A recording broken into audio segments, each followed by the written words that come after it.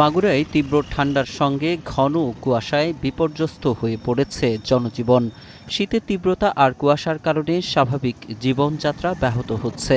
ঠান্ডা থেকে একটু উষ্ণতা পেতে অনেকেই খড়কুটো জ্বালিয়ে আগুন পোহাতে দেখা গেছে। ঘন কুয়াশার কারণে সবচেয়ে বেশি ভোগান্তিতে পড়েছেন শীতার্ত বয়স্ক মানুষরা। শীতের কারণে আমরা তো কম্বল টম্বল কিছুই পাই না, যা কিছু আছে সব বড় লোকরা ভাগযোগ করে নিয়ে যায়, আমাদের বন্ধু পৌঁছায় না। কুয়াশার জন্য ছিন্নমূল মানুষ এখানে আগুন জ্বালিয়ে মানুষেরা তাদের কষ্ট নিবারণ করছে।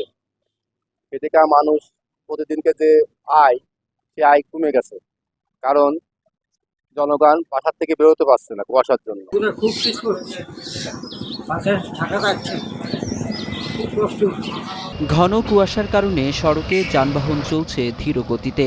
ঝুঁকি নিয়েই গাড়ির হেডলাইট জ্বালিয়ে চলাচল করতে দেখা গেছে যানবাহনগুলোকে। বিশেষ করে দূরপাল্লার পরিবহনগুলো চলছে আরও ধীর গতিতে। সারাদিন এইরকম কুয়াশা থাকলে গাড়ি ঘোড়া চলে না, গাড়ির লোকের ইনকাম হয় না। আমরা কিভাবে দূর দূরান্তে যাব, যাওয়ার কোনো রাস্তা খুঁজে পাচ্ছি না। খুব কুয়াশা, বেনতলাতে খুব কষ্ট আছে কুয়াশার জ্বালাইতে। শীতে কুয়াশা আজকে বেশি, ভাড়া মতো কিছুই নেই, টাউনের লোকজন খুব কম চলতেছে। কয়েকদিন যাবৎ সকাল থেকেই ঘন কুয়াশায় ঢেকে যায় মাগুরার মহাসড়ক ও আঞ্চলিক সড়কগুলো। বৃষ্টির মতো ঝরে পড়ছে কুয়াশা। এতে সবচেয়ে বেশি বিপাকে পড়েছেন অফিসগামী মানুষ। ঘন কুয়াশার কারণে গন্তব্যে পৌঁছাতে বেশ বেগ পেতে হচ্ছে সাধারণ মানুষকে।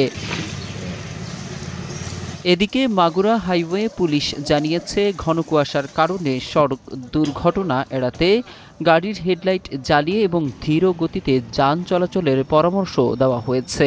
শীতকালীন দুর্ঘটনার পরিমাণ রাস্তাঘাটে বৃদ্ধি পায়। সেক্ষেত্রে আমরা গাড়ির চালক, ড্রাইভার এবং মালিক পক্ষ, বিভিন্ন জনসাধারণ সবাইকে আমরা অ্যাওয়ারনেস করি এই উপলক্ষে, এই কারণে যে দুর্ঘটনা কমানোর জন্য ঘন কুয়াশায় সময় অবশ্যই এমার্জেন্সি লাইটগুলো জ্বালিয়ে রাখে, যানবাহনে ফগ লাইট ব্যবহার করে। দুর্ঘটনা কমানোর জন্য যদি কুয়াশার পরিমাণ বৃদ্ধি থাকে বা কুয়াশা যদি এমন ঘন কুয়াশা হয়, তাহলে গাড়িটা সাইড করার জন্য বলি।